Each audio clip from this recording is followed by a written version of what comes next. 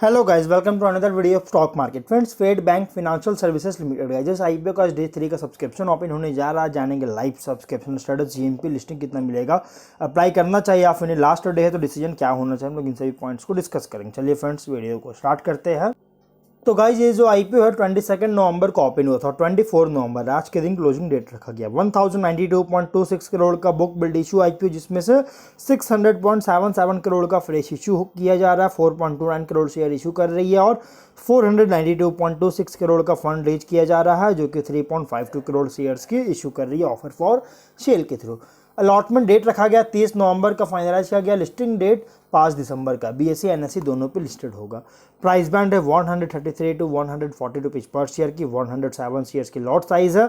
और यहाँ पे इसके जो लीड मैनेजर है ICICI Securities Limited, BNP Paribas, Equirus Capital Private Limited, GM Financial Limited इसके लीड मैनेजर है। Link Intime India private limited registrar है।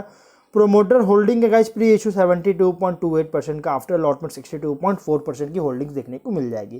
क्या जिसमें एक पॉजिटिव पॉइंट है, एडवांटेज है कि फेडरल बैंक लिमिटेड की एक सब्सिडरी है, फिनांस एनबीएफसी कंपनी है, जो कि अभी पोस्ट आईपीओ मतलब लिस्टिंग होने के बाद भी फेडरल बैंक जो है एक मेजॉरिटी होल्डिंग जो है सो मेजॉरिटी स्टेक जो है होल्ड कर रखी है अभी भी पोस्ट आईपीओ, जो कि 62.4% की होल्डिंग है, जो कि एक बहुत बड़ा अच्छी बात है, पॉजिटिव पॉइंट है, एडवांटेज इस कंपनी के लिए। और यहाँ पे अगर हम बात करें, एंकर इन्वेस्टर से 324.68 करोड़ का फंड रेज कर चुका है। वहीं अगर हम इसके बिजनेस मॉडल सब्सक्रिप्शन की बात करेंगे तो यहाँ पे गाइस क्यूआईबी से 0.56 टाइम्स का कोई खास सब्सक्राइब नहीं है। एचएनआई 0.54 टाइम्स का अदर अंडर सब्सक्रिप्शन है। खाली एक रिटेल सब्सक्राइब देखिएगा तो 1.3 टाइम्स का फुल्ली सब्सक्रिप्शन है, लेकिन एम्प्लॉयज़ में 0.79 टाइम्स का टोटल है। 0.92 टाइम्स का वन टाइम सब्सक्राइब भी नहीं किया गया। 92% का ही सब्सक्रिप्शन है। बहुत ही लो सब्सक्रिप्शन देखने को मिला है। और इसकी जीएमपी 2 रुपीज़ का और बहुत ही लो लिस्टिंग मिलेगा 1.43% का। और जिस तक सब्सक्रिप्शन हो रही है गाइस, तो चांसेस है कि इसमें निगेटिव लिस्टिंग हो सकती है। और अगर हम इसके बिजनेस मॉडल की बात करें तो Fed bank financial services limited जो है ये फेडरल बैंक लिमिटेड का एक सब्सिडरी है, जो मैंने ऑलरेडी बात किया है, जो कि गोल्ड लोन्स, होम लोन्स और loan against property business loan service provide करती है। कंपनी ज़्यादातर फोकस किया जाता है retail focused non banking finance company है, जो कि second lowest cost of borrowings है।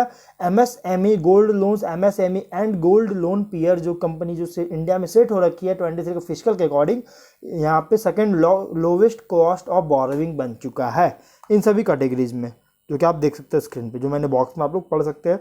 और कंपनी के क्लाइंट्स जो है मेनली क्लाइंट्स इसके आते हैं एमएसएमई से और इमर्जिंग सेल्फ एम्प्लॉयड इंडिविजुअल्स होते हैं, जो कि ईएसईआई सेक्टर्स होते हैं उनके तरफ से। मतलब कि एक छोटे मोटे दुकान वगैरह होते हैं या फिर अपने जो बिजनेस स्टार्ट करना चाहते हैं, उन सभी सेक्टर से कंपनी के क्लाइंट्स आते हैं, जो कि एक बहुत ही ज़्यादा एक एडवांटेज है इस कंपनी के लिए।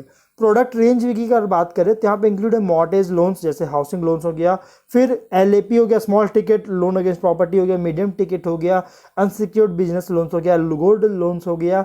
और ये कंपनी जैसे फिजिटल डोर स्टेप मॉडल पर कंपनी बिजनेस करती है। फिजिटल क्या हो गया, तो फिजिटल हो गया गाइस आपका एक डिजिटल और फिजिकल इनिशिएटिव्स का कॉम्बिनेशन होता है, जो कि फिजिटल डोर स्टेप मॉडल कहा जाता है, जो कि कंपनी फॉलो करती है, प्रोवाइड करती है सभी प्रोडक्ट्स के कस्टमर्स को, सभी प्रोडक्ट्स जैसे कस्टमाइज सर्विसेज प्रोवाइड करती है।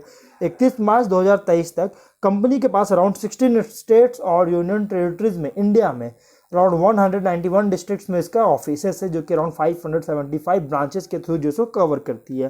तो कह सकते हैं एक स्ट्रॉन्ग प्रेजेंस इसका है साउदर्न और वेस्टर्न रीजन में, जो कि आंध्र प्रदेश और इसमें इंक्लूड है तेलंगाना स्टेट भी और राजस्थान। इन दोनों तीन स्टेट से कंपनी का बहुत ही स्ट्रॉन्ग प्रेजेंस है। कॉम्पिटिटिव स्ट्रेंथ की बात करें तो प्रेजेंस है लार्ज अंडर पेनिट्रेटेड मार्केट्स के में जो प्रेजेंस इसका है, जो कि स्ट्रॉन्ग ग्रोथ पोटेंशियल के साथ फोकस है रिटेल लोन प्रोडक्ट्स पर, जो कि कोलैटरलाइज्ड लेंडिंग मॉडल टारगेट करता है इंडिविजुअल्स को और इमर्जिंग एमएसएमई सेक्टर्स को, जो कि डिफिकल्ट होता है रेप्लिकेट करना। और स्ट्रॉन्ग अंडर राइटिंग कैपेबिलिटी है और प्रेजेंस है सेलेक्ट कस्टमर सेगमेंट्स कंबाइंड में, जो कि robust risk management capabilities focus करती है, इफेक्टिव अंडर राइटिंग और कलेक्शंस का। Experience cycle tested management team है। वेल डाइवर्सिफाइड फंडिंग प्रोफाइल है, जो कि एडवांटेज है lower cost of funds, technology driven company का और स्केलेबल है ऑपरेटिंग मॉडल का। तो ये कंपनी का जो है कॉम्पिटिटिव स्ट्रेंथ है, लेकिन कुछ रिस्क भी है। रिस्क क्या आएगा इसकी, सब्जेक्ट टू पीरियोडिक इंस्पेक्शन किया जाता है आरबीआई की तरफ से और हाईली रेगुलेटेड इंडस्ट्री में ऑपरेट कर रहा है। प्लस जो आरबीआई की लेंडिंग और ट्रेजरी ऑपरेशन के तरफ से दोनों तरफ से जो इंटरेस्ट रेट में जो वॉलेटिलिटी होता है जिसके कारण इसके बिजनेस को अफेक्ट कर सकता है। कंपटीशन बहुत ज़्यादा है, चाहे वो जो कि इंडियन हो या फॉरेन कॉमर्शियल बैंक्स, एनबीएफसीज, एचएफएफसीज और small finance banks, lending platform, private unorganised and informal financiers जो कि प्रिंसिपली ऑपरेट कर रही है लोकल मार्केट में। इसके कारण इस कंपनी को जो है कंपटीशन फेस कर सकती है। ऑलरेडी स्टॉक एक्सचेंज में बहुत सारे एनबीएफसी कंपनीज लिस्टेड है और सेबी का रूल है जितने भी एनबीएफसी कंपनीज है जो कि रजिस्टर्ड है आरबीआई की तरफ से, उन सभी को जो है लिस्टेड होना है स्टॉक एक्सचेंज में, पब्लिक लिमिटेड कंपनी बनना है। तो ये जो है बहुत ज़्यादा कॉम्पिटिशन फेस कर सकती है। सिक्लिकल इंडस्ट्री में ऑपरेट कर रही है जो कि इकोनॉमिक डाउनटर्न होने के कारण इस कंपनी जो है बिजनेस को ग्रो करने में जो है नहीं करने में थोड़ा सा प्रॉब्लम आ सकता है अगर इकोनॉमिक डाउनटर्न होती है तो, मतलब इकोनॉमिक में गिरावट, इंडिया के गिरावट आती है तो थोड़ा सा रिस्क भी है। फिनेंशियल की बात करें तो 21 में 697.5 करोड़ का रेवेन्यू है और प्रॉफिट है 61.6 करोड़ का। 22 में 883.6 करोड़ का रेवेन्यू है, प्रॉफिट है 103.4 करोड़ का। 23 में 1214.6 करोड़ का रेवेन्यू है, 180 करोड़ का प्रॉफिट है। फर्स्ट क्वार्टर 24 में 367.8 करोड़ का रेवेन्यू है, 53.8 करोड़ का प्रॉफिट है। कंपनी का फिनेंशियल अगर देखिएगा तो 21 कंपैरिजन में 22 में बहुत ही डिसेंट इंप्रूवमेंट देखने को मिला, 23 में बहुत स्ट्रॉन्ग ग्रोथ है। रेवेन्यू 37.46% इंक्रीज किया, 23 में प्रॉफिट 74% के साथ इंक्रीज किया है। तो गाइस कंपनी का फिनेंशियल बहुत ही स्ट्रॉन्ग ग्रोथ देखने को मिल रही है। ऑब्जेक्टिव क्या है तो कंपनी के जो टीयर 1 कैपिटल बेस होता है उसको ऑगमेंट करके फ्यूचर कैपिटल रिक्वायरमेंट्स को मीट करना चाहते हैं, जो कि बिजनेस और एसेट्स का जो ग्रोथ हो रहा है उसको मीट करने के लिए ऑफर एक्सपेंसेस को मीट करना चाहती है। तो ओवरऑल कंपनी का यहाँ पे फिनेंशियल बहुत अच्छी ग्रोथ है। फेडरल बैंक भी मेजर स्टेक होल्ड कर रखी है, पोस्ट आईपीओ भी होल्ड करेगी और plus financial sector, service sector जो है ये एक वाइटल रोल प्ले करता है इंडियन इकोनॉमी को ग्रोथ के लिए।